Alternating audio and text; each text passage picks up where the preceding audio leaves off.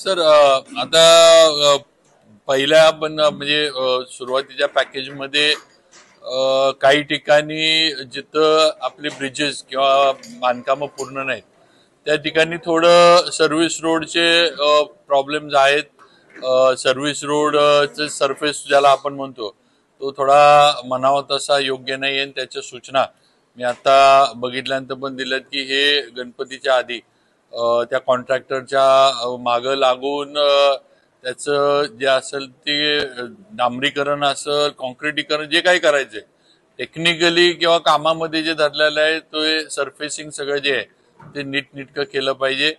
ज्या ठिकाणी म्हणजे आपण एकेरी वाहतूक का होईना ज्या ब्रिजेसवरनं चालू करू शकतो ती म्हणजे या गणपतीच्या गणेशोत्सवाच्या कालावधीमध्ये ती एकेरी वाहतूक तरी त्या ब्रिजेसवरनं चालू करावी. म्हणजे थोडं वाहतुकीचं बायफोर्केशन होईल आणि सर्व्हिस रोडला ट्रॅफिक जॅम वगैरे व्हायचा विषय येणार नाही. सेफ्टीचे जे काही सायनेजेस आहेत ते योग्य ठिकाणी जिथं गरज आहे ब्लाइंड स्पॉट आहेत किंवा जिथं कामं चालू आहेत रस्ता एकदम असा बॉटलनेक सारखा होतो त्या ठिकाणी सायनेजेस जे आहेत ते रिफ्लेक्टिव्ह जे असतील ते लावावेत म्हणून आम्ही सूचना दिल्यात. त्याचबरोबर इतर पण जी काही कामं आहेत जी गणेश उत्सवाच्या आधी सुरू करता येतात जे ब्रिजेस ते आपण सुरू करतोय. बऱ्याच ठिकाणी रोड पण कामं चालू होती ते पण आता पूर्ण झालीत. कॉन्क्रीटचे जे रोड आहेत मला वाटतं त्या जिंदालची फॅक्टरी वगैरे आहे त्या ठिकाणचे ते आपण खुले करतोय. आपल्या पोलीस दलानं आणि ट्रॅफिकवाल्यांनी काही पर्यायी रस्ते हे करून ठेवलेत की ट्रॅफिक जॅम जर झाला तर पर्यायी रस्ते असावेत म्हणून त्यांनी काही पर्यायी रस्ते हे करून ठेवलेत. तर त्याची पण लागणारी डागडुजी जी आहे मग ते पीडब्ल्यूडी कडे असेल ते पीडब्ल्यूडी करल. MSRDC कडे काही रोड आहेत तर त्यांना पण आम्ही आजच्या बैठकीनंतर मी स्वतः MSRDCचे MD आपले गायकवाड साहेबांशी करून त्यांना पण सूचना देईन. त्याचबरोबर जे असेल ते आम्ही एक करायचा निर्णय केलाय. आमचा प्रयत्न एकच आहे ना आम्हाला CM साहेबांचा आम्हाला एकच सूचना आहे की येणारा गणेशोत्सव मुंबईतनं येणाऱ्या आपल्या मुंबईकर मंडळींसाठी जी गावाला येतात त्यांना रोड आणि लागणाऱ्या सुविधा ह्या नीटनेटक्या असल्या पाहिजेत आणि सणासाठी ते येतात तेव्हा आनंदाच्या वातावरणामध्ये त्यांनी आलं पाहिजे आणि आनंदाच्या वातावरणामध्ये परत मुंबईला गणेशोत्सव झाल्यानंतर त्यांना जाता यावं अशा पद्धतीचं आमचं नियोजन आहे. गतवर्षी आपण दौरा केला होता त्यानंतर पुन्हा 1 वर्षाने आपण पुन्हा आलेला आहात. मागच्या दौऱ्याने या दौऱ्यामध्ये समाधानकारी आहात का? सर थोडी दुरुस्ती करतो सर. मला मंत्री होऊन अजून वर्ष झालेलं नाहीये. मी एप्रिल-मे महिन्यात आलो होतो. तुम्हाला एखाद्या दिवस जरा तुमचं काय कॅलेंडर जरा थोडं पत्रकार बंधूंचं चुकलंय कारण मलाच मग आश्चर्य वाटते की हे वर्षातलं मला वर्ष मंत्री कसं झालं मागचा दौरा मला. तर त्या ह्याच्यामध्ये सर काही आपण कामं जी आहेत ती पूर्णत्वाला नक्की आलीत. 1-2 आपली अपेक्षा होती की आता मगाशी जे आपण ऐकलं की लोणेरेच्या इथला ब्रिज आपल्याला ओपन करता येईल पण थोडं ते काम लांबल्यामुळे तो ब्रिज तिथला ओपन करता आला नाही. थोडं पावसामुळे वगैरे त्यांना भरावाचा प्रॉब्लेम काय झाला म्हणजे काय त्यांच्या कामाच्या अडचणी होत्या त्यामुळे ते ओपन करता आलं नाही.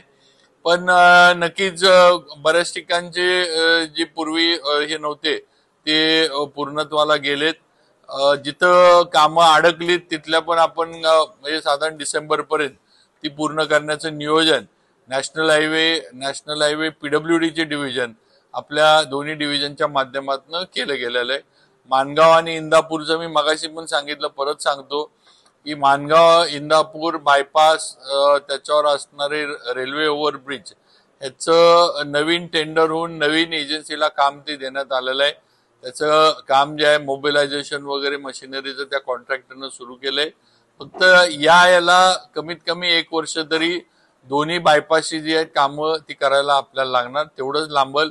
चिपळूणचा ब्रिज सुद्धा आमच्या NHPWDचं आहे की जानेवारी पर्यंत चिपळूणचा जो मध्ये पडला होता ब्रिज तो आपण खुला करणार आहे. त्यामुळे तो ब्रिज सुद्धा जानेवारी पर्यंत ओपन होतोय. सर तुम्ही मगाशी बोलताना बोललात की अधिकारी तुमच्याशी खोटं बोलतात ते सांगतात रस्त्यावरती खड्डेच नाहीत वस्तुस्थिती वेगळी आहे, याकडे आपण कसं पाहणार? नाही कसं आहे नाही आता काल आम्ही एक बैठक इथं यायच्या आधी मुंबईमध्ये घेतली होती किंवा सद्यस्थिती काय थोडंफार म्हणजे कधी कधी रिपोर्टिंग जे आहे किंवा इव्हन वरच्या लेवलला खालनं जे रिपोर्टिंग येतं ते कधी कधी म्हणजे काय म्हणायचं जी इथली सद्यस्थिती आहे ती येत नाही ही वस्तुस्थिती आहे. पण तसं वरच्या अधिकारी काय काम चुकार आहेत किंवा लक्ष देत नाही असं नाही. आता आपण स्वतः म्हणजे त्यांच्या रिपोर्ट्सवर वगैरे न ठेवता आज आम्ही सगळेजण आजची परिस्थिती काय आहे फील्डवर काय प्रॅक्टिकली काय अवस्था आहे बघायला आलोय आणि नक्की याच्यामध्ये दुरुस्ती जी आहे ही गणेश उत्सवाच्या आधी केली जाईल. सर मागच्या दौऱ्याच्या वेळी 90% जवळजवळ काम बांधकाम म्हणजे काम झालं होतं असं ह्याच अधिकाऱ्यांनी ह्याच याला बोललं होतं. आता होतं 94%, 4% 5 महिन्यात वाढलेले आहे. फक्त टक्केवारी बोलण्यासाठी वाढवतात कारण या मशिनरी आज दिसल्या त्या मशिनरी इतर वेळी गेल्या 5 महिन्यात एवढ्या मशिनरी रस्त्यावर दिसलेल्या नाही. सर आता आज दिखावा आहे नाही दिखावा असेल अधिकारी बोलले ते खोटं बोललेले आहेत कारण का तागोट्या नजीक भरपूर असे खड्डे पडले. ते म्हणतात की पूर्ण महामार्ग प्लिचिंग केलेला आहे. कुठे प्लिचिंग केलं आपण स्वतःच पाहिलं. अशा अधिकाऱ्यावर तुम्ही कारवाई करणार का? 100% मी आता पण सर सांगितलं की गणेशोत्सवाच्या याच्यासाठी आता जे आपण ठरवलंय ज्या ज्या चर्चा ज्या ज्या विभागाच्या झाल्यात त्या विभागाच्या अधिकाऱ्यांनी जर त्या पद्धतीनं असणारी कामं वेळेत केली नाहीत तर त्यांच्यावर ऍक्शन घेण्याचं जे काय असेल ते विभागाच्या माध्यमातून केलं जाईल.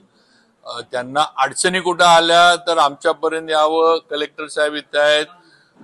प्रशासकीय काही मान्यता वगैरे लागल्या तर मुंबईमध्ये माझं ऑफिस आहे माझी पूर्ण तिथं सगळी आहेत त्यामुळे त्या गोष्टीला पण आम्ही प्रत्येक ह्याच्यामध्ये मदत करू.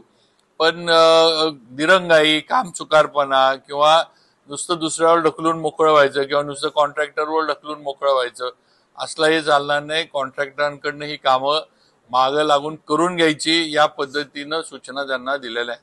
सर पूर्ण झालेल्या रस्त्याबद्दल जे अनेक ठिकाणी खड्डे पडले किंवा क्रॅक आहेत अनेक ठिकाणी पुलांचे जे वरचे सरफेस आहेत स्लॅब ते क्रॅक गेलेले आहेत. आता भरण्याचं काम चालू आहे. वापरात येत असताना रस्ता किंवा उद्घाटनापूर्वी रस्ता क्रॅक जातो खड्डे पडते अशा निकृष्ट बांधकामावर कोणती कारवाई होणार आहे का? नाही कॉन्ट्रॅक्टरांवर कार्यवाही पण त्याच्यापेक्षा ही कामं आपल्याला कॉन्ट्रॅक्टर जे आहेत त्यांच्याकडनं आपण करून घ्यायला लागणार आहेत. आपल्याला काय दुसरं काम आपण याच्यावर देणार नाही कुणाला किंवा त्या कॉन्ट्रॅक्टरना काय आपण अतिरिक्त पैसे देणार नाहीत. अशा पद्धतीनं जे वापरात आलेले रस्ते आहेत ते जर दिलेल्या काय म्हणायचं आपलं डीएलपी वगैरे त्याला जी असते त्या ह्याच्यात जर खराब झाले तर त्यांच्या ह्याच्यातनंच काम हे करून घेतलं जाईल. त्यांना कुठेही अतिरिक्त काही बिलं किंवा अतिरिक्त निधी कॉन्ट्रॅक्टरांना दिला जाणार नाही हे नक्की आहे. साहेब आतापर्यंत LNTचा फेस सोडला म्हणजे LNT कडे जे काम आहे ते सोडलं इतर जे काम आहेत ना ते कॉन्ट्रॅक्टर अनेक वेळा बंदी झाले त्यांनी आपापलं पेमेंट काढून दिलं कारवाई कोणावर झाली नाही आणि पुन्हा नवीन कॉन्ट्रॅक्टर दिरंगाई करतात. नाही सर तसं नाही. आता उदाहरणार्थ चिपळूणच्या ब्रिजचं जे दुर्घटना घडली आज जे ब्रिजचं काम झालंय हे कॉन्ट्रॅक्टरला त्याच्या पैशातनं करायला लावले. त्याला डिपार्टमेंटनं किंवा NHनं ₹1 सुद्धा वाढवून दिलेला नाही. आज जो ब्रिज त्याचं डिझाईन बदललं परत या सगळ्या गोष्टी ज्या त्या कॉन्ट्रॅक्टरला त्याच्या खर्चातनं करायला लावल्यात. ₹1 पण NHनं त्याला वेगळा नवीन दिलेला नाहीये किंवा त्याला कुठलीही नवीन मान्यता दिलेली नाही. तेव्हा असं कुणालाही म्हणजे पाठीशी घालण्याचं किंवा कुणालाही कॉन्ट्रॅक्टर म्हणून संरक्षण देण्याचं काम अजिबात होणार नाही. आणि जिथं कामाचा दर्जा खराब आहे किंवा जो रस्ता वापरात आलाय त्या ठिकाणी जे झालं असेल तर त्याच कॉन्ट्रॅक्टरकडनं चांगल्या पद्धतीनं लक्ष देऊन त्याच्याच खर्चातनं ती कामं दुरुस्त केली जातील.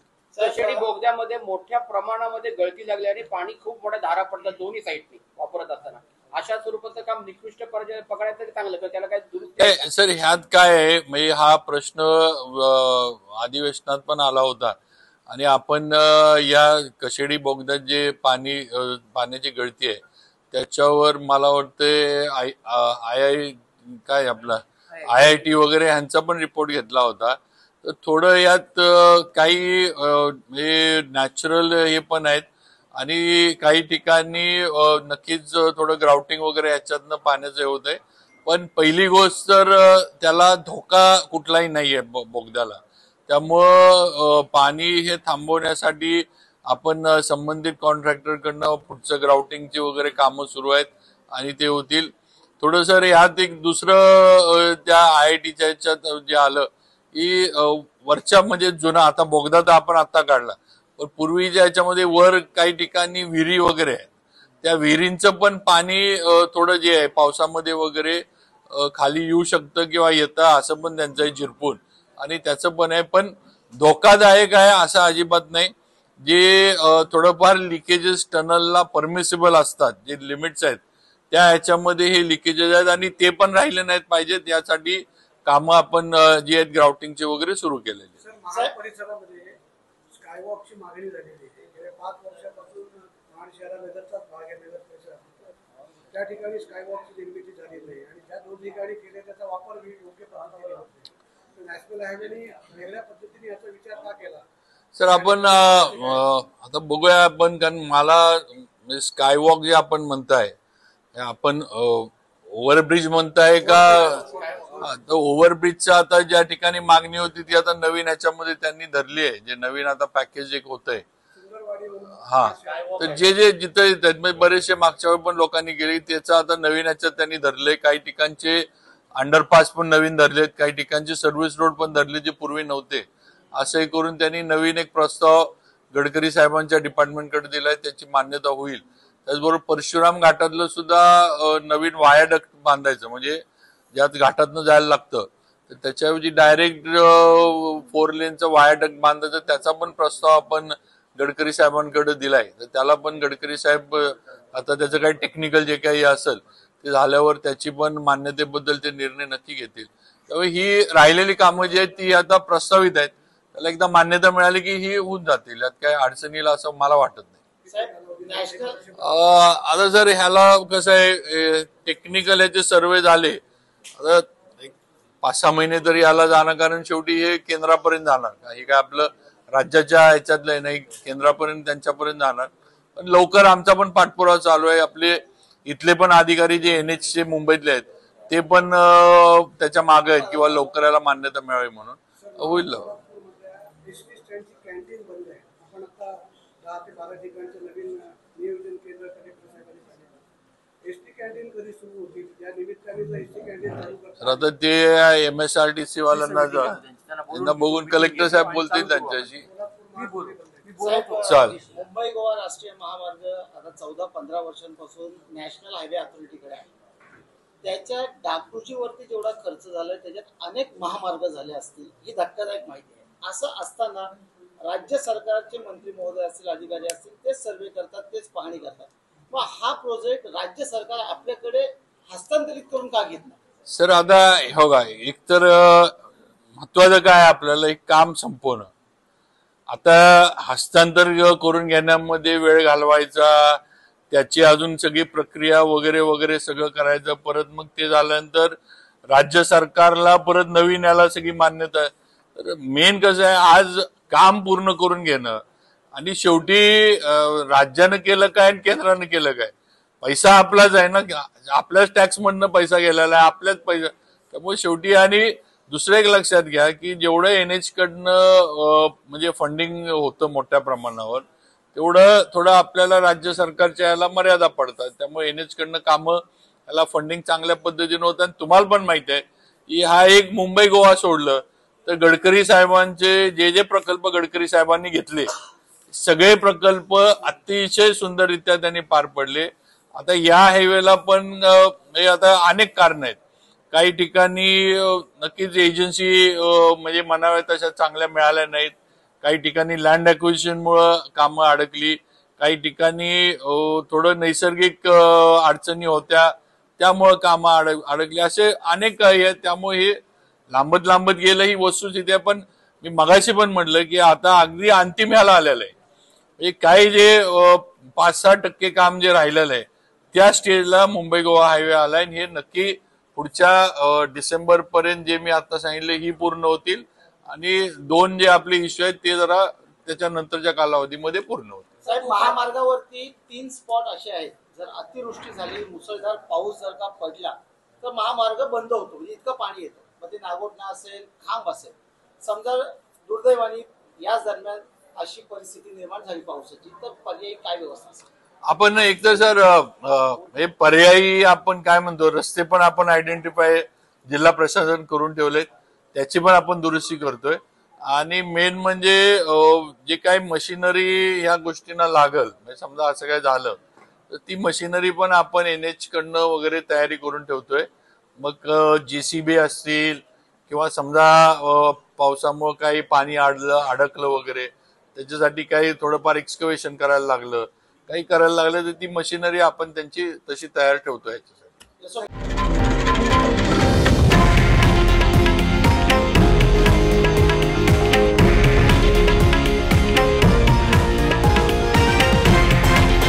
हे आहे देशातील नंबर 1 न्यूज नेटवर्क आणि आपण पाहत आहात TV9 मराठी, एकमेव.